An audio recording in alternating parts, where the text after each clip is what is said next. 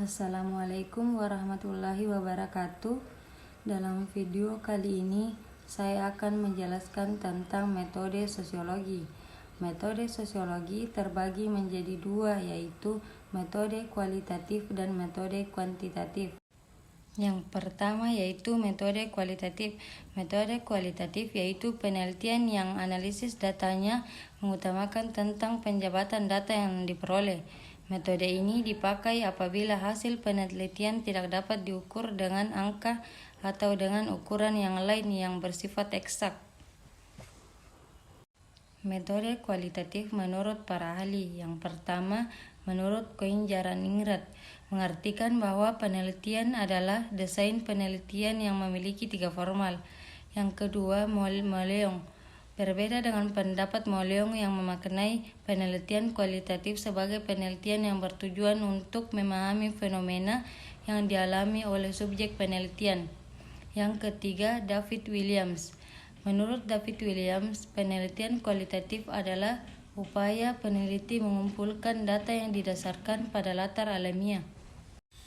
Yang keempat, menurut Sugiono. Berbeda pendapat dengan Sugiono yang mengartikan bahwa penelitian kualitatif lebih cocok digunakan untuk jenis penelitian yang memahami tentang fenomena sosial dari perspektif partisipan. Dan yang kelima, menurut Saryono. Sedangkan menurut Saryono, metode penelitian kualitatif selain digunakan untuk menyelidiki, menemukan dan menggambarkan objek yang diteliti. Dan yang keenam, menurut Bogdan dan Taylor. Pendapat Moleong senada dengan Bogdan dan Taylor, di mana mereka mengartikan bahwasanya penelitian kualitatif juga termasuk metodologi yang dimanfaatkan untuk prosedur penelitian yang menghasilkan data perspektif. Yang ketujuh, menurut Danim. Metode kualitatif menurut Danim mengartikan bahwa kualitatif termasuk konstruktivisme yang beranggapan bahwa realita memiliki dimensi jamak dan direktif. Dan yang delapan atau yang terakhir, menurut Creswell J.W. Sederhana, Creswell J.W. mengartikan penelitian kualitatif adalah penelitian yang digunakan untuk meneliti masalah manusia dan sosial. Kedua, metode kuantitatif. Metode kuantitatif yaitu penelitian yang analisis datanya mengutamakan keterangan berdasarkan angka-angka.